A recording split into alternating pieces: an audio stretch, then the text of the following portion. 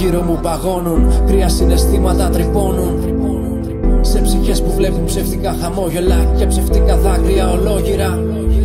Ναι, παγώνουν σαν φωτογραφίες που κρύβουν μέσα τους χιλιάδες ιστορίες. Ιστορίες που αφηγούνται, πως αισθήματα πεθαίνουν κι απ' τη στάχτη τους γεννιούνται. Σαν χιόνι που τα πάντα παγώνει αλλά δεν λιώνει και με μυστήριο περικυκλώνει. Ότι έχω νιώσει τόσο οικείο και τότε είναι που μια φωνή ακούγεται και παραλύω. Και όλα αυτά σε δευτερόλεπτου κλάσματα, μυστικά περάσματα βρήκα και μπήκαν πλάσματα. Ομίχλης, σταμάτα ήλιο να μου δείχνεις, τι κι αν όλα πάγωσαν κάτω δεν με ρίχνεις.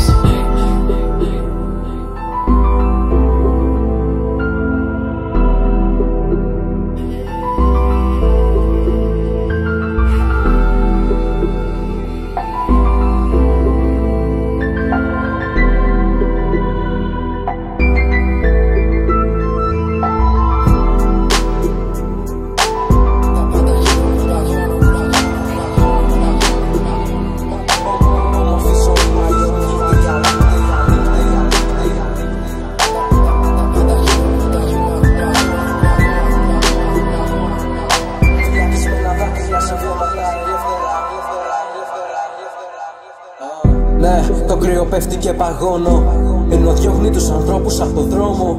Βγάζει γέλιο, ρομαντισμό η λύπη, όμορφη ζωή μα η όμιχλη την καλύπτει. Ναι, για εκείνους που αγαπούνε, είναι ευκαιρία μέσα της να κρυφτούνε. Να μοιραστούνε ένα φιλί για δεύτερα, φυλακισμένα δάκρυα σε βλέμματα ελεύθερα.